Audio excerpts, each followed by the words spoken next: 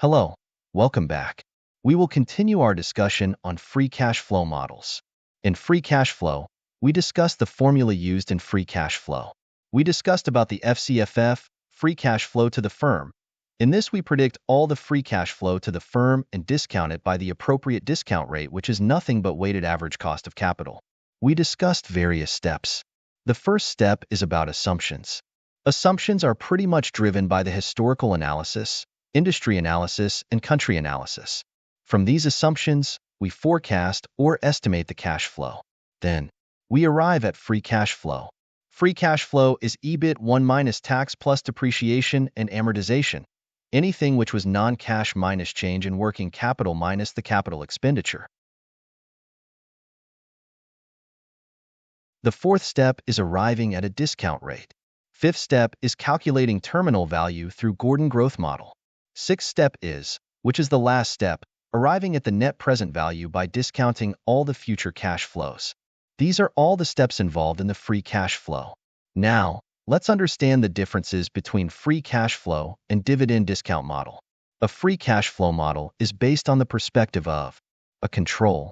That is, the acquirer or the investor has a control on all the policies of the company, including the dividend policy.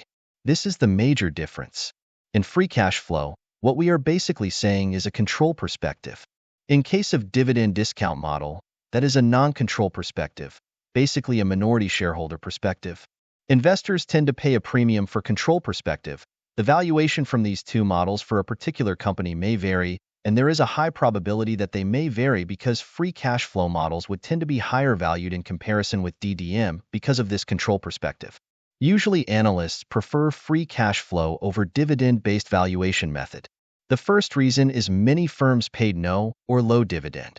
Many companies can have a policy where they see investment opportunities and they might not pay out dividends to its shareholders and might retain the earnings for future investment.